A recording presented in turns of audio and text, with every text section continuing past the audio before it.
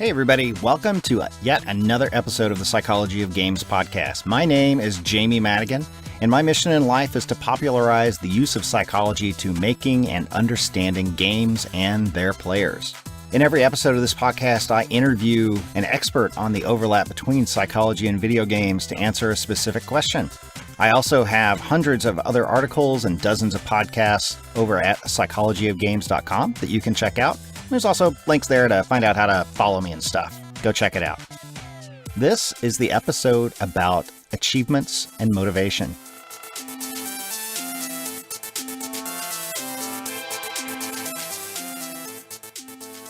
Hey, you know this sound, right?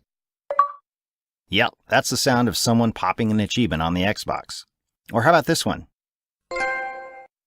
Yeah, that's the sound of somebody unlocking a trophy on the PlayStation. Not a console gamer? No problem. Here, listen to the sound of unlocking an achievement on Steam. Oh, right, those don't make any sounds for some reason. Well, regardless, you're probably familiar with the concept. Achievements, trophies, badges come in many different types and results of doing many different things, but at heart they're all basically little kudos delivered as a reward for doing something within the game. Other people can see your achievements by viewing your profile, and getting some of the harder and more grindy ones can be seen as a kind of badge of honor for a lot of gamers. Point is, achievements, trophies, and badges have become an almost ubiquitous part of the gaming experience, right up there along with loading screens, progress bars, and save menus. And for good reason, you would think. Achievements and the rewards that come with them, one would think, act as goals. Things you want to achieve or accomplish. It's right there in the name. There's a long history of psychological research showing that rewards are useful for motivating people to do something like work a job or beat a game. Goals and expected rewards give us something to focus on and aim for. They help us tune out distractions. Rewarding good behaviors is how you get more good behavior, right?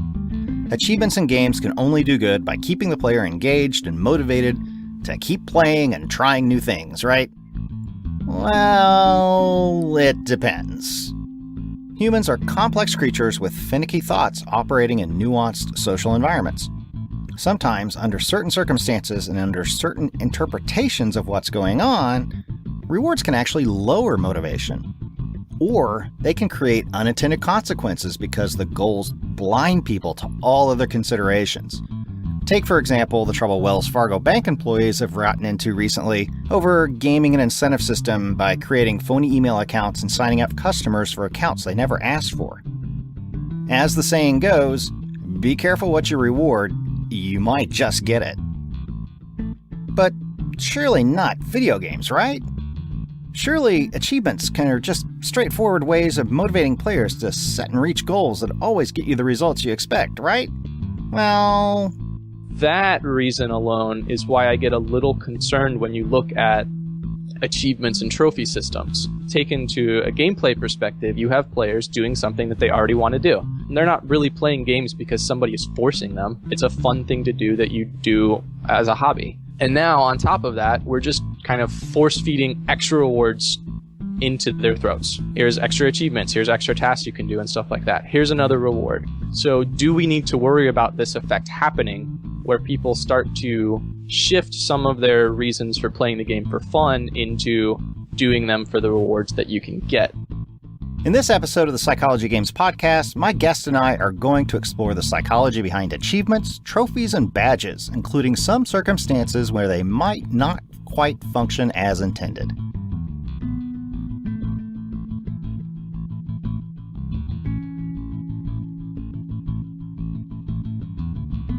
All right, everybody, thanks for joining us on the interview portion of the podcast once again. My guest this episode is Michael Hannes, and he is a newly minted psychology PhD who has done some really interesting work and some interesting research on the psychology of achievements and trophies and those types of things, especially from like a motivational perspective. So, Michael, thanks for coming on. I'm glad to have you. Hi, Jamie. It's really great to be here. Like I told you a little bit off air, I'm a really big fan of your work and blog, so getting the email from you is pretty exciting. Awesome. So, yeah, I appreciate it, and I'm glad to hear that people like you are reading the stuff because you are much more of a researcher than I am. So it's You're the kind of person that I steal your stuff and I write about it. So the least I could do is actually have you on to tell us about it in your own words on this episode. Fair enough. So who exactly are you and what are you doing here? So I graduated from Ohio State last May with a PhD in communication, and my specialty is kind of interactive technology, and especially how when using interactive technology like a video game, it can change the way you process messages like an advertisement. So I got hired at the University of Nebraska. I'm in their College of Journalism and Mass Communication, and I work in their advertising and public relations sequence. So I'll be here doing research a lot on new interactive technology and how it relates to persuasion. But I kind of got to that point in a longer roundabout way, starting looking at achievements, looking at motivation, looking at video games. And so those are all still an interest I carry forward and I'm going to keep working on. Okay, cool. And specifically what I ran across your name and found really interesting was some of the research you've been doing on the motivational qualities and the psychological role of things like achievements, trophies, badges, those types of things. Those little rewards, those little carrots that games give us and hold out for us to say, yay, you earned a little thing and here's a little fanfare. And it's sort of one of the things that everybody, who plays games pretty much on any platform has experienced because they become baked in. And a lot of times when I talk to people and say like, oh yeah, like I write about the psychology of video games, it's one of the topics sort of after like violence and addiction and all that stuff. But it's one of the topics that people bring up about psychology. So it seems like it's a lot of interest to people. So like, what do you think the purpose of those, achievements, trophies, badges, and even things like Xbox's gamer score points, those types of things? Like, what's the purpose of those in video game design? Like, why are they there? Sure. I think you have to think about it from two perspectives. And the first, why are the game makers putting it in? Why is Microsoft now requiring every game maker to have an achievement system? There's certainly some evidence that these are effective. There was a study that showed that the more achievements you have and the more diverse they are, the better reviews you're getting, and the more people enjoy your game, the longer they play and stuff like that. So there's definitely something to it from the designer perspective that says, hey, this might be another way we can get our players to be more engaged with our game, get them to play longer, right? Because there's a lot of strong psychological principles about time investment and commitment, right? So the more time you put into things, the more likely you're to stick with it. Maybe the more likely you are to buy the DLC when they come out with that. Maybe the more likely you are to get the sequel to that game. And maybe it's just increasing the amount of time you're spending within, the Xbox world, and Xbox Live and browsing their other products and increasing your likelihood of purchasing something there. So it's safe to say that they do increase engagement, at least in some circumstances. They keep people interested. I think so, or I think that's the intention at least. And from what I've sort of preliminarily found, that seems to be the case. And you can read it all over online how different people really look for these achievements and talk about them and think about getting them or join together with other people to get them. I think game players' perspective, when you're looking at achievement, this is something that I can do now that I couldn't do before. It gives me extra reason to do stuff. I played this game that I really enjoy, and now I have a list of things that I can do to stay in here. I haven't just completed the story and all the difficulty modes. Now I have a list of objectives I can go out and try. But I think when you're thinking about achievements and trophies, they're really interesting from a research standpoint because it's a little hard to pin them down. They're two things at the same time. On one hand, they're goals, right? They give you a task to do. And at the same time, they are the reward for getting that, for achieving that goal. You get the badge that comes with it. You get the achievement title and the points that come with it. So if you're trying to look at the literature and some of the other research that's been done on these topics, are we thinking about achievements and trophies as goals, as rewards, or as some combination of both? And if so, how does that work in this whole context? Right. So just by virtue of an achievement existing, it can set a goal for a player to pursue or alert them that even a certain activity is possible. within the game, right? Exactly. But then you also hear about, these types of rewards. So like in the organizational psychology literature and, work psychology and sort of management world, rewards are used to motivate people, right? Mm-hmm. So, you work and you get a paycheck, you work, you get benefits, you get a safe place. But also like, okay, we're going to try to structure your job so that it's inherently interesting and that you're doing rewarding things that are important to you, things that are important to other people like customers and coworkers. And there's a lot of different ways that you can use like rewards to motivate people, to get them motivated to do their job. Do you think that maps at all onto the world of gaming where these things are being used to motivate people to not work, but play? Yeah, I think so. And that's kind of what got me into this whole line of research with achievements and trophies. When we're talking about motivating people, there's a long history of debate about whether we should give them rewards to do so or what is the best way that we can get someone to do something. The old debate over whether you should pay your kids to get A's on their report cards, or how do we motivate a student to learn more or do better in class. Mm-hmm. So there's a long line of psychology research on this, giving rewards and what it does for motivation. And I was reading a lot of that, especially in the education stuff, and thinking, well, a lot of this research kind of indicates that it might not be such a good thing. I think it's kind of generally understood that paying your kids to get good grades doesn't always lead to the best outcomes.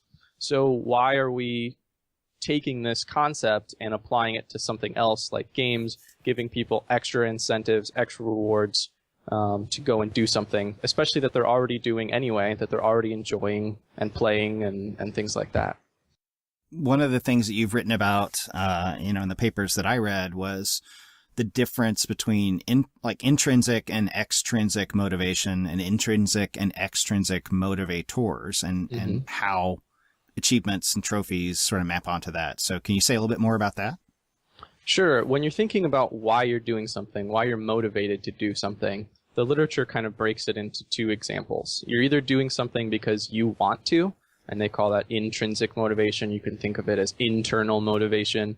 I'm doing something because I want to do that. That's something I want to go out and do for my own reasons. And then they kind of break it into other versions of motivation, which are from outside forces, extrinsic motivation, external to you. So is there some outside force motivating me in a way to get this task done? Am I being told to do it? Am I being paid to do it? Am I being given a reward to do it? Am I afraid of some consequence for not doing this thing? Mm-hmm. Those are all factors that happen outside of my own internal state and desire. And you talked about this with Carl Kopp a couple podcasts ago, which I thought was really interesting. But he makes the really good point, like, these aren't just one or the other. You're not intrinsically motivated to do something or extrinsically motivated to do it. It's kind of a combination of both. You have two sliders in you. Well, I'm approaching practicing my free throw shots today, both because I like basketball and I enjoy getting out on the court, but also because I'll look better to my peers if I can play at a higher level on the team and how they look at me. I'll get more playing time from my coach. So that's both intrinsic and extrinsic factors that are motivating me to do that. So they kind of come into play in both cases here. So yeah, it's kind of a truism that every behavior has multiple inputs, right? Multiple causes. We're complex creatures. We take a lot into account. Yep. So which are trophies, achievements, that sort of stuff? Are those intrinsic or extrinsic motivators? So I think just from the way that they define it, it's pretty safe to say that achievements and trophies are extrinsic motivators. They're coming from something outside of you. The game designer is making these, you're playing the game, and the game is giving them to you in terms of goals and tasks to do. And the rewards themselves are extrinsically motivating. If you do this thing, you'll go and achieve this outside reward given to you by someone else. But a lot of how we interpret rewards and motivation comes to what we think of them when we look at them. So I might see the reward as an external force being given to me by the game designer, but if it reflects some intrinsic task that I'm doing and something I kind of want to do, I might not I might take that more as an internal affirmation of what I'm doing rather than some outside force telling me what to do. Yeah. It seems to get kind of fuzzy sometimes where, you might have an internal motivation to play a game, like this game lets me express myself through like customization of my character. It lets me be creative and artistic. And that's just something I like to do because I like that sort of stuff. But then like getting an achievement for unlocking 5 different costumes or for customizing your character or something like that, then sort of seems like it blurs the line between being the thing that you got that came from external versus just like a reflection of that internal motivator. And here's like something that you can show that you did for reasons that are internal. Exactly. And that varies from player to player with how they see it. And it can vary from moment to moment within the same player, depending on which aspect of that reward is more appealing to you. And the way they kind of talk about rewards is they're broken up into 2 things that you think about. Are they controlling me? Are they telling me what to do? Or are they supporting me and given a sort of information that says, hey, what you've been doing is doing a good job. It's along the lines of what you've already wanted to do internally for your own reasons. So how you see the reward in that given moment depends on whether you take that as an internal or external motivator. So that's another dimension on which we can describe motivators. Exactly. Or rewards. I guess motivators.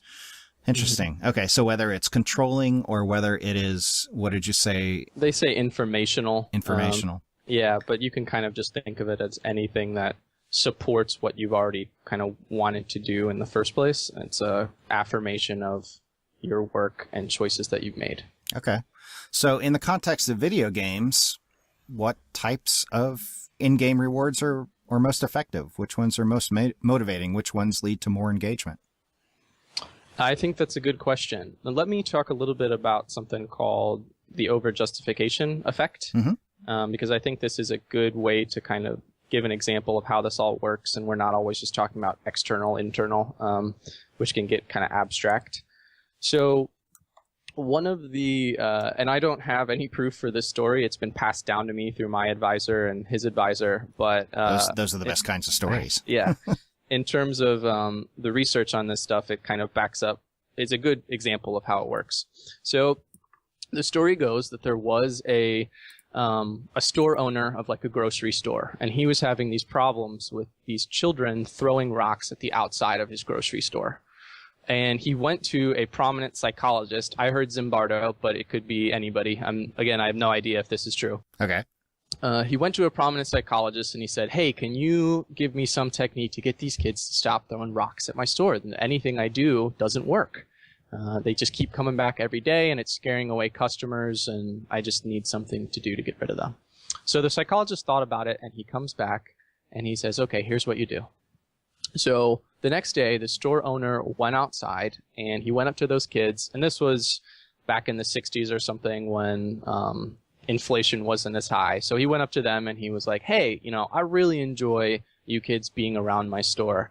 This is great. It's great having youth here. It's great to see you having fun. It reminds me of my days of youth, whatever it was. Because you guys are here and because I enjoy that, I'm going to give you $1 just for being here. Thank you. And so he gave him $1, and maybe that was like, I don't know, $5 now or $20 now. It's not really important, but it was a fair amount of money. Sure. Maybe give him like a Bitcoin or something. Exactly. Yeah. That's how it would happen now. Let me pull out my, my Square and yeah, exactly. Yeah. I'll PayPal you. So he gives them the $1, and they just look at him like, what an idiot. This guy is paying us money to sit here and do this stuff that we were doing. We were throwing rocks at a store, and now we're getting paid for it? Great. That sounds good.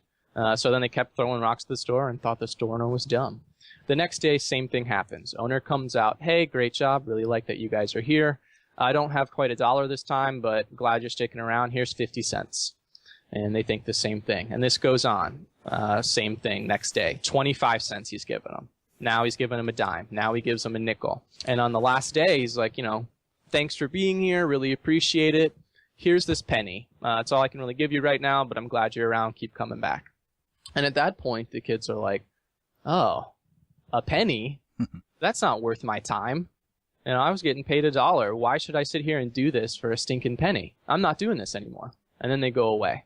So the over-justification effect is basically this idea of when you are intrinsically motivated to do something, when you're doing something because you want to do it, in which case is the kids throwing rocks at the store because they feel like it. If you start giving people external rewards or external factors of any kind, in this case that money, people start to shift those sliders in them from being all internal and not a lot of external to, hey, maybe I'm not doing this because I want to, I'm doing it to get paid now. Mm-hmm. And I keep sliding that bar more, the payment becomes more important, and then eventually, because my main reasons for being here are to get paid, when that payment isn't enough, I'm not motivated to keep doing this task. So that's how the over-justification effect kind of works at its base. We can flip people from doing things because they want to doing things from an external force by giving them a lot of rewards and stuff like that.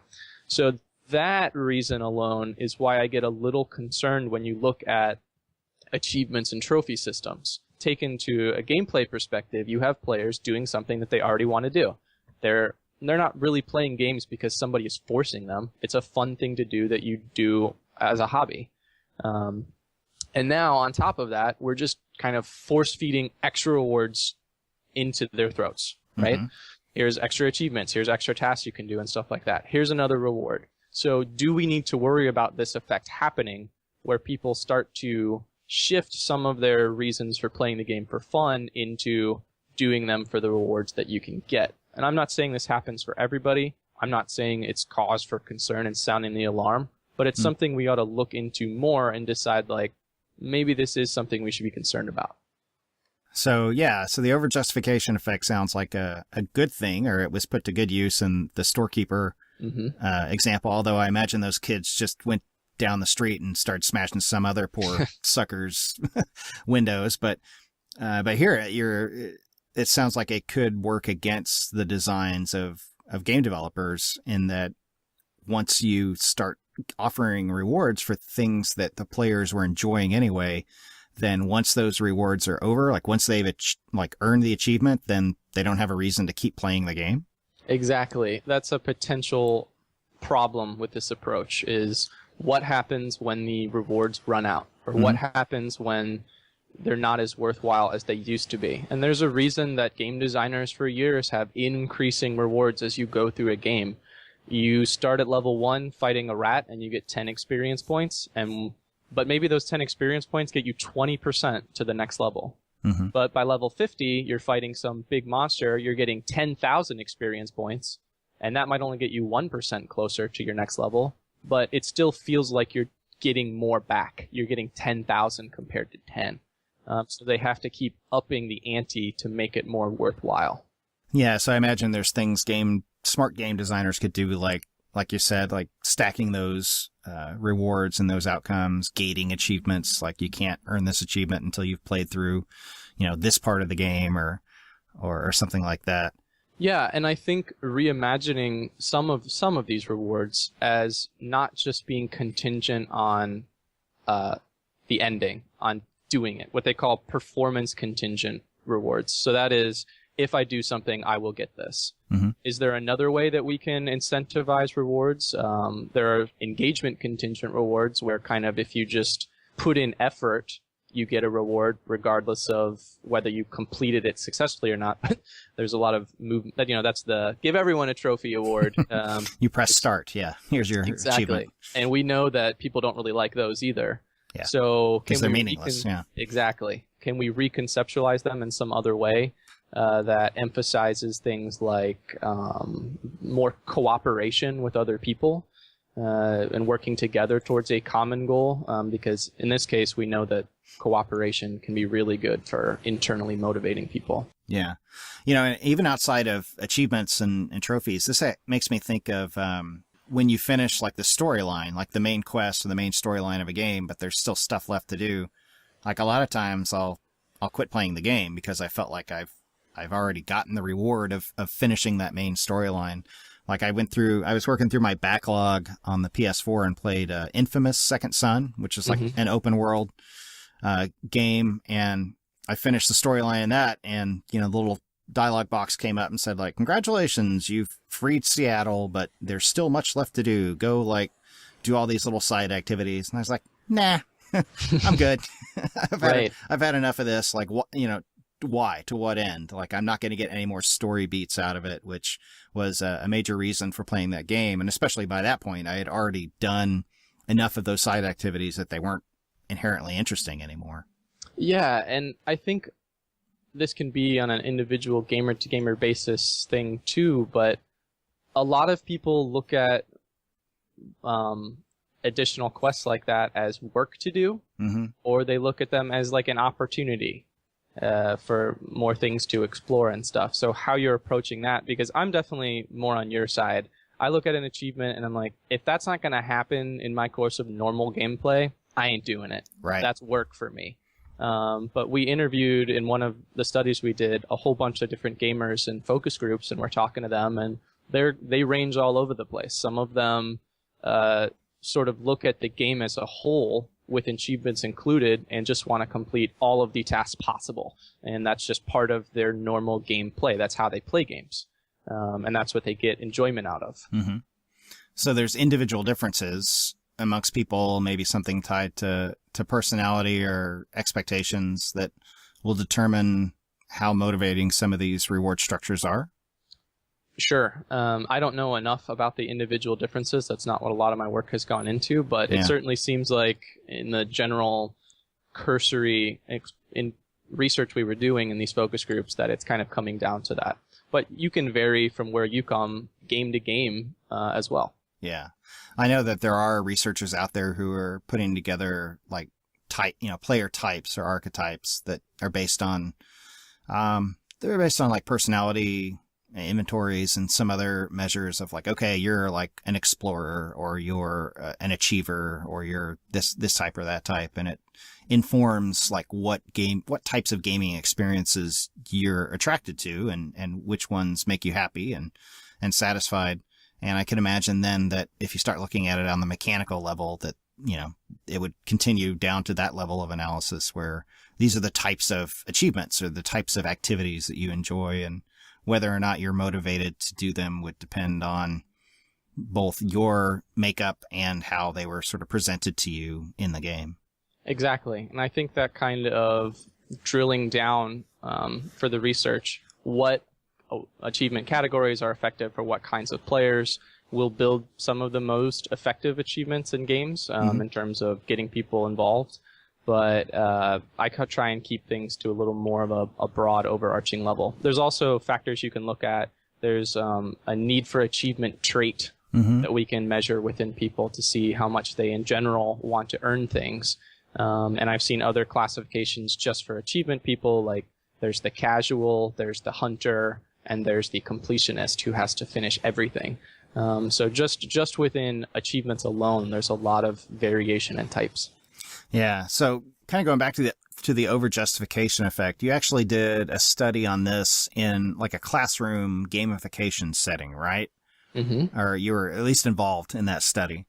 Yep. What did you find there? What did you do? So this was more for gamification in the classroom, but it all revolves around, these badge systems exist within games and outside of games. So in this case, we're looking at a badge system for an educational setting.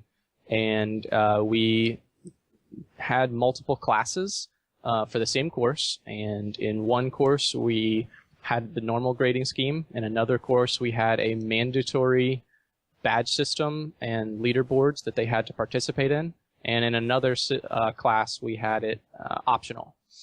And we mostly looked at the differences between the mandatory and the those that didn't have anything. But what we found between those two groups particularly is when you enforce a badge or leaderboard system, learning outcomes decreased. So we found that students had worse final exam scores at the end compared to those in the non-gamified system. And they were less satisfied overall with the course, and there are a couple of other negative factors. So there is something to be said for that happening in the classroom and them being forced to do it. But that, again, gives a little bit of evidence that indicates, hey, maybe just making all these systems and throwing them at people isn't always the best thing. Right. A little nuance. I mean, in that case, those students were being forced to take the class, right? Like, right. It wasn't optional. They freely signed up for the class, but within the class and the course structure, they were required to get 10 badges within the end of the year or something like that. Okay. And when test time came around, they couldn't just be like, pass. You know, right. I'm not going to take the test. I'm not going to take the final. Right. Whereas in games, which is obviously a different context from the study that you're talking about, everything is pretty much volitional, right? You get to choose whether or not to play a game, B, whether or not to pursue a certain objective or play the game in a certain way. Once you start. Are there aspects of game design that might kind of counterbalance that over-justification effect and make it so that, like, yeah, that happens, but it's being offset by these other types of these other internal motivators? Yeah, and I'll tell you a little bit about a study I did with the caveat that this was a terrible study, and it was like the first one I did in grad school.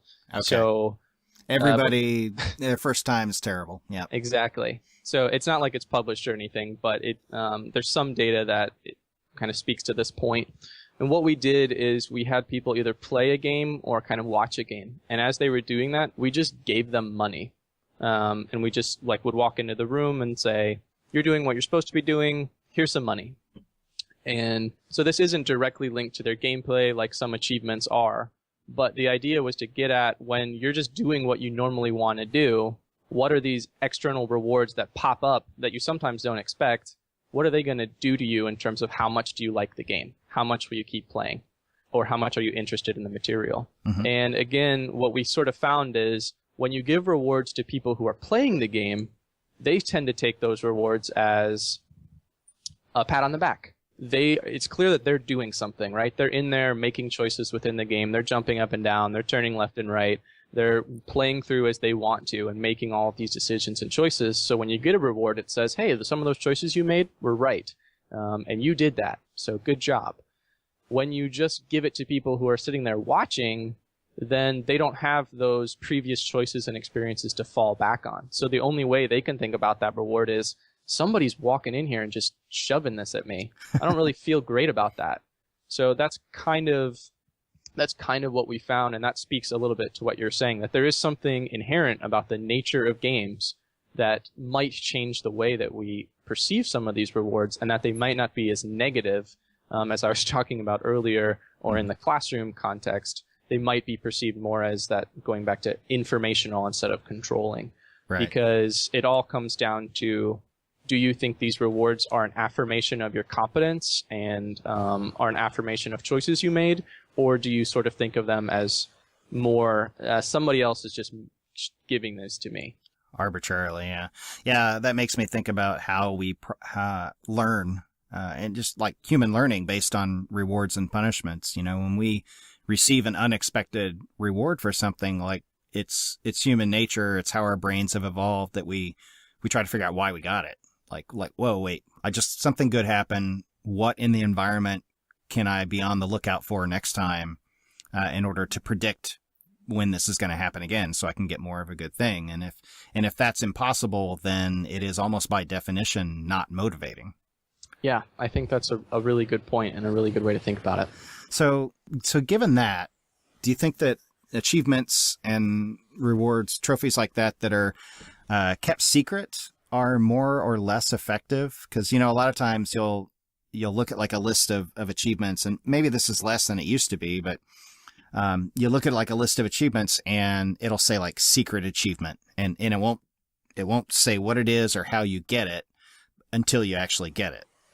Are those more or less effective, do you think? So going back to some of this research on intrinsic and extrinsic motivations, that's one of the things they looked at. Does expected rewards change things in a way that is better or worse than unexpected rewards?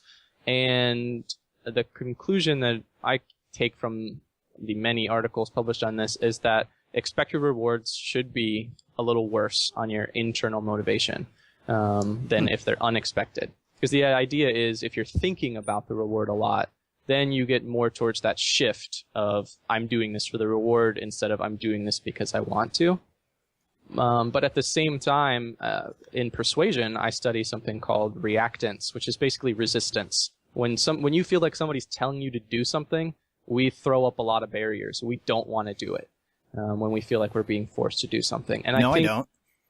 Exactly.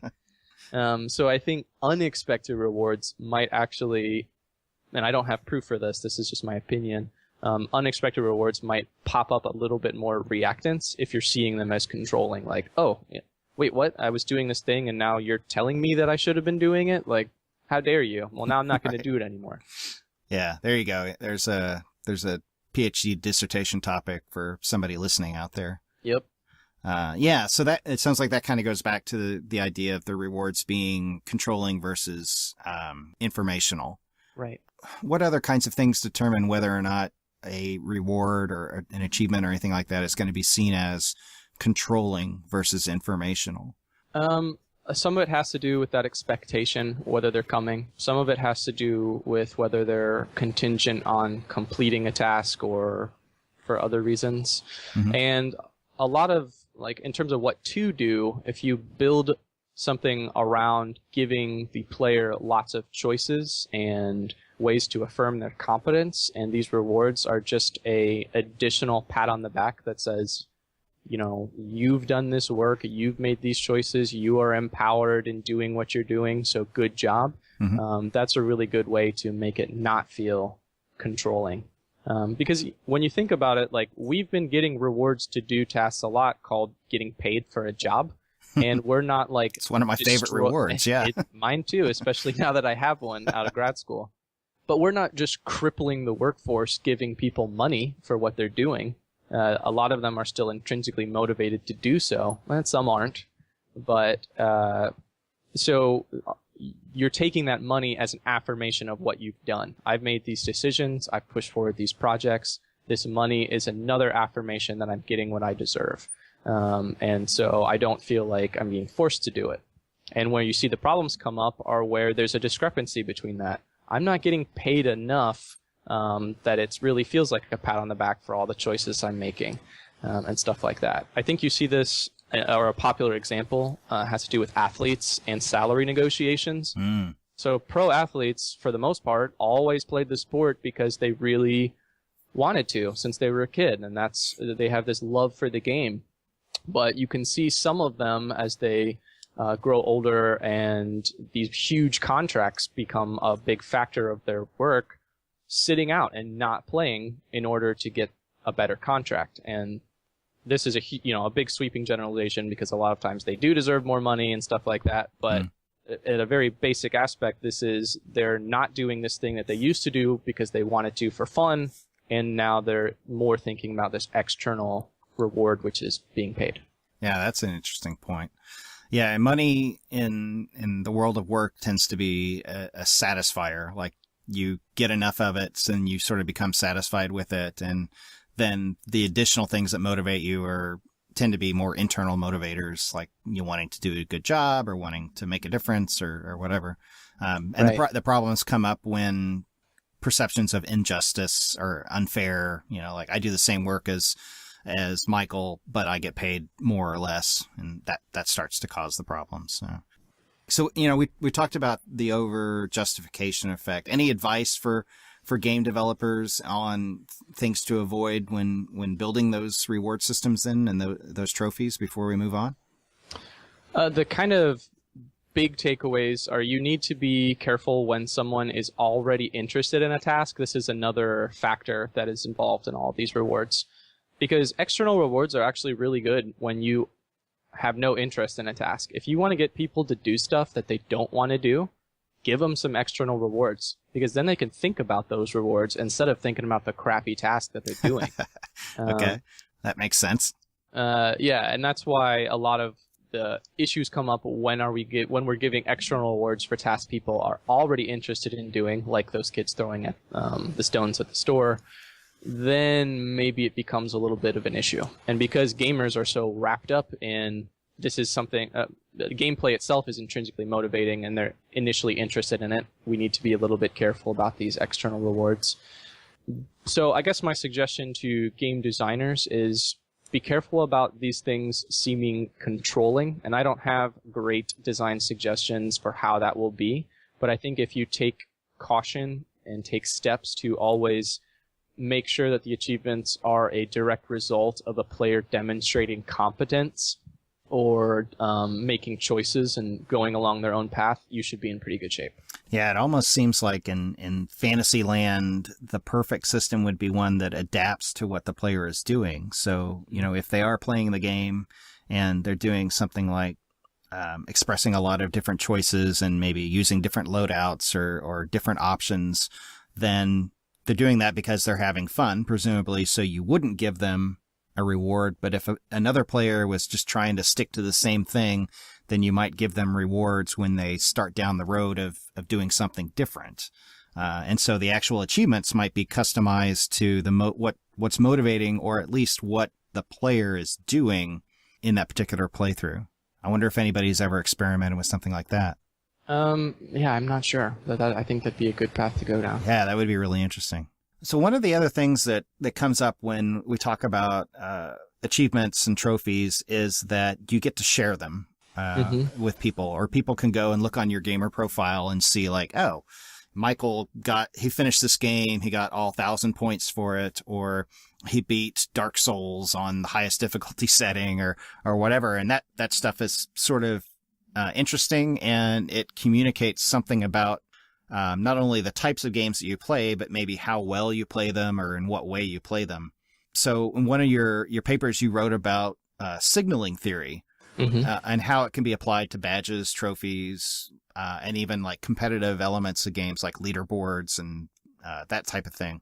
Can you talk a little bit about how signaling theory maps on to this idea? Yeah. At the very sort of basic level, we display cues about our progress to other people. We create these signals to send out to other people to indicate things.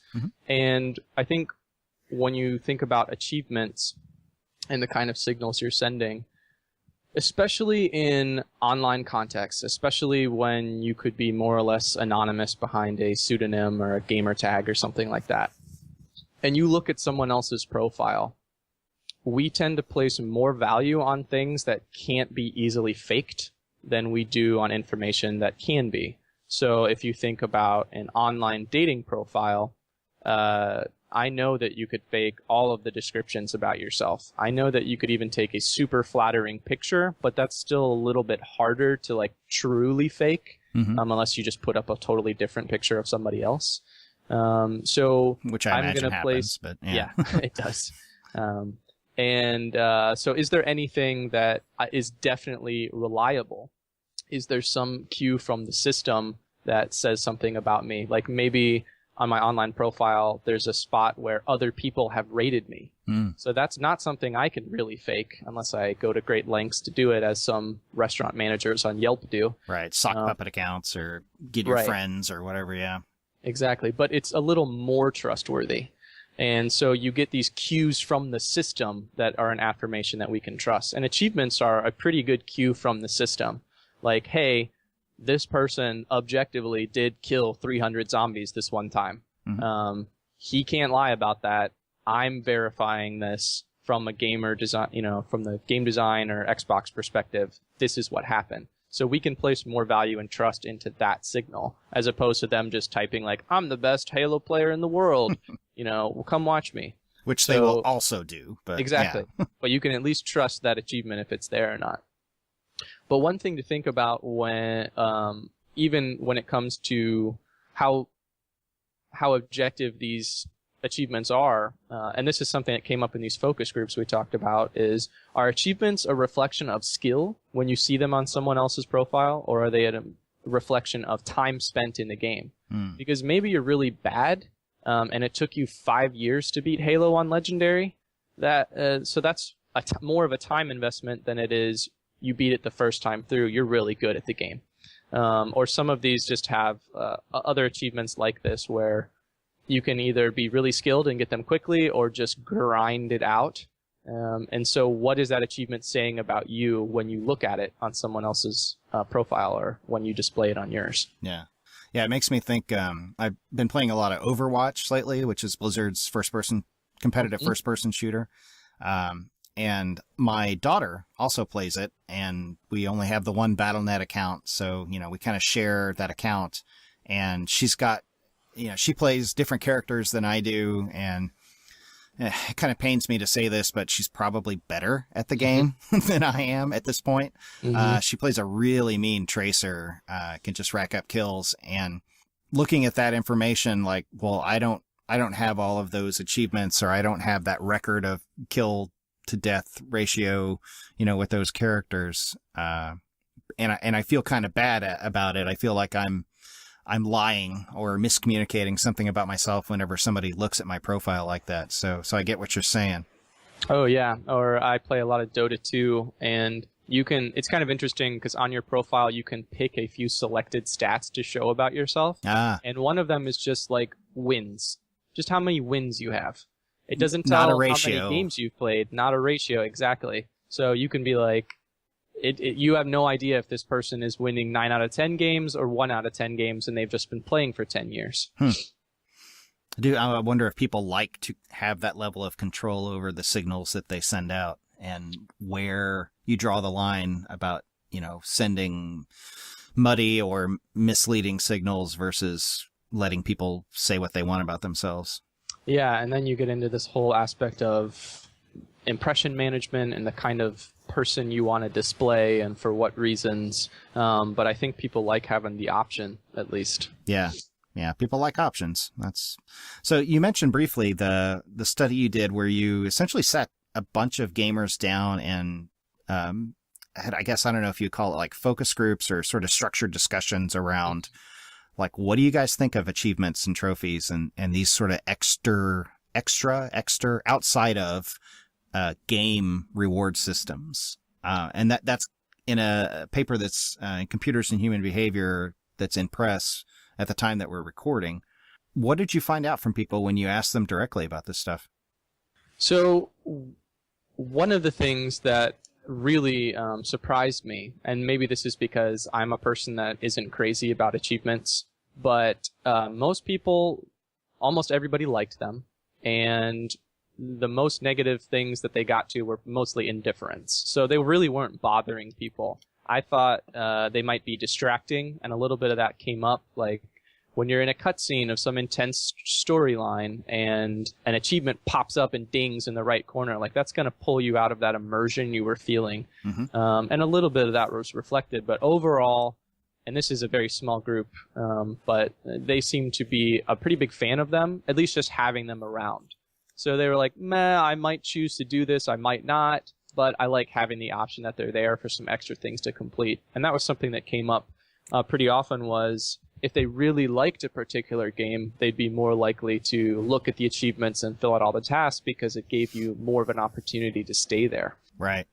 Some other stuff we found has to do with what we were talking about just a little bit earlier with social status. A lot of people think about getting rewards and displaying them to other people. They think about the people that are looking at them. They think about what it says about yourself as a gamer, and a means of credibility that is harder to establish otherwise, like I said, when you could just write about yourself or something. So these are like objective markers that can be displayed to a lot of other people. Yeah, they have social value. And there's a lot of pride wrapped up in getting them and the hard ones and things like that. So what about you? Like, knowing what you know about the science and the research, do you care about achievements and your gamer score or trophies or badges or any of that sort of stuff? Do they affect how you play a game? A little bit, yes and no. I play mostly through Steam, and the Steam game launch page has a whole bar for all the achievements that you have or don't have. So I'll just kind of cursory check out what's there. But they do affect my gameplay a little bit. I was playing Life is Strange recently, and in it, if you take certain photographs of things, an achievement will pop up almost every time you took an achievement of this, because it's a kind of rare event. And so that got me to taking more of these photographs and seeking out opportunities to do that than I would have otherwise. So that kind of, I don't know, I'm not crazy about that. I got that high reactance. I don't want to be told what to do in my game. I just want to go through it. at my own pace. So I kind of think about them. It's kind of cool when I get one for a harder task or something like that. I'm not really playing to get them, but if I just, we get that endorphin rush when a reward pops up regardless. So I'm just as vulnerable to that as anyone else. Yeah, I'm kind of in the same way. I don't generally chase achievements anymore, just because a lot of times they're buried under layers of UI unless it's the pop-up that's saying like, hey, you did this, at which point it's like, well, okay, it's over. I've done it. It's not like driving me towards any goal. But I very rarely like go in and like look at a list of achievements and say like, oh, I'm close to getting this one. I don't doubt that there are people who do that. But I'm more driven, I think, by the internal or the in-game stuff that says like, oh, there's a quest marker on the map here. It's like, I can't leave this area until I've checked that off. Like, oh, there's something in my quest log. I need to complete that and check it off. And maybe that's sort of the same psychological principles at play, as the badges and achievements and trophies. But, it's more in my face, and it's more satisfying to complete that activity and see it disappear off of my, quest log or my, to-do list or the map within the game. Sure. And that's a point I wanted to bring up as well. Like, I think we talk a lot about achievements as this sort of standalone reward system, but it's not. You are playing a game that has been super designed to give you tons of different kinds of rewards and motivators all throughout the game. You're completing quests, you're getting better equipment, you're leveling up. Sometimes they have points and a high score. Sometimes you just want to beat the opponent. Like, there's so many different rewards and motivators factored into just the gameplay. Why is there another layer of these? And how do they all interact together? Because some of the rewards are, like I said, mandated by Microsoft, so how much the designer's thinking about incorporating them into the game. Some of them push you towards exploring other types of gameplay that you wouldn't otherwise, or some are just there for doing things you would normally do. I read that there was a achievement, for just turning on the game in a certain game that you could do. It was Simpsons Hit and Run, I think. Was that it? Back on the 360, yeah. Like literally, I think it was, you press the start button and you got an achievement for it. And in that context, it was a joke. I mean, it was like, it's a Simpsons game, so it's kind of jokey, but yeah, it's at the same time, it's like, okay. Right. So I'm not convinced that they're providing opportunities and rewards differently than the games do themselves. I think where achievements stand as something uniquely and different and theoretically interesting is in this social status that they can provide as signals of skill to other people. They kind of really stand out that way. Yeah. So what are the big unanswered questions in this area that you think researchers should be focusing on? I think a little bit what we touched on earlier in terms of let's start making a category system of these achievements and breaking them down into types and looking at how they are more or less effective, how they more or less affect intrinsic motivation.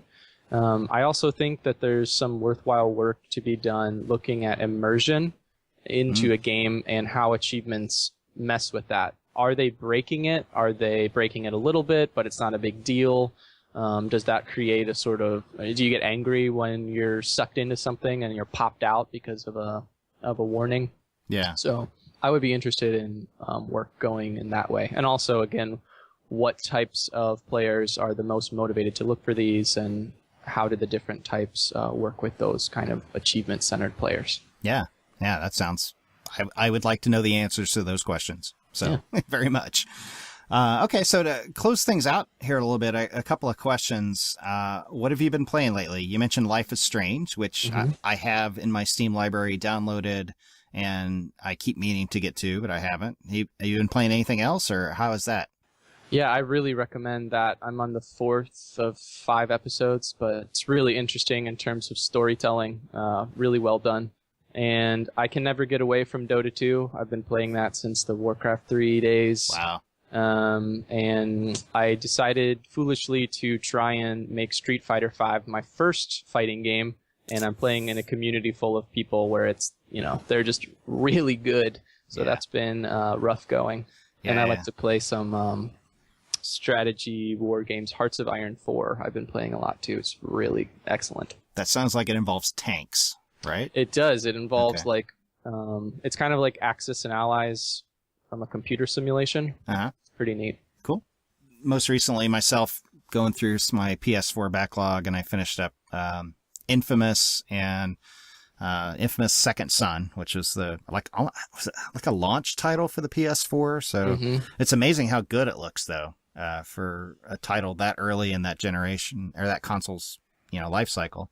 I like that. I play a lot of open-ended games, so I had a lot of fun with that. And then I also play through a good chunk of Dishonored, the definitive edition on the PS4. Yeah, I enjoyed that. I don't really play single-player games because they get to a point where I feel like I'm just working and I want to see the story and how it ends. Yeah. But Dishonored was one of the few I went all the way through and really liked. I love the world that they built there, and sort of I don't know if steampunk's the right word, but sort of middling technology where like there's guns, but people still have swords, and there's machinery, but it's also like magic and stuff. It's a really interesting world, and it's got very much a Deus Ex vibe where you can customize and build out your character in a different way and solve problems differently.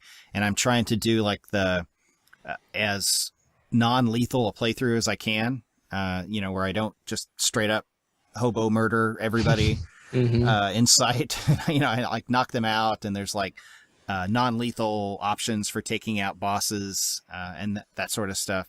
And it's a lot of fun. It's neat. I think the voice acting and some of the animation is pretty rough in that game, but the design of the game and the way that you play through it more than makes up for it. And I think Dishonored 2 is coming out later this year, like October or something. Oh yeah. Yeah. I'm definitely planning on getting that. Yeah. So I was kind of getting ready for that, getting back into it. So awesome. Well, if people want to find out more about you and your research and the stuff you're doing, where on the internet would they go to do that? I don't really have a website or anything, and my Twitter is rarely used, but I'm trying to ramp that up. So you can find me at @MDHanus, Hanus, and you can also find me on the University of Nebraska-Lincoln's staff webpage. Okay. And I'm happy to talk more there. Awesome. Well, thanks so much for coming on. This is a topic that I've been meaning to cover for a while, and I'm glad I found the right person to do it with. Oh, thanks. I really enjoyed it, and I appreciate you bringing me. All right. All right. Congratulations. You have reached the end of yet another episode of the Psychology of Video Games podcast. I hope you liked that. I thought there were a lot of interesting ideas and thoughts brought up. If you have any stories or thoughts that you'd like to share about how you are influenced by achievements or not within a game and how they might impact your game or some of the most memorable experiences you've had related to those, head on over to psychologyofgames.com and find the blog post that goes with this podcast. Leave a comment. You can also find out how to get in touch with me over email, Facebook, or Twitter, and how to follow me on all of those. And there's also information there about how you can support this podcast and ensure that future podcasts like it come out by supporting me on Patreon. Thanks, and I will see you next episode.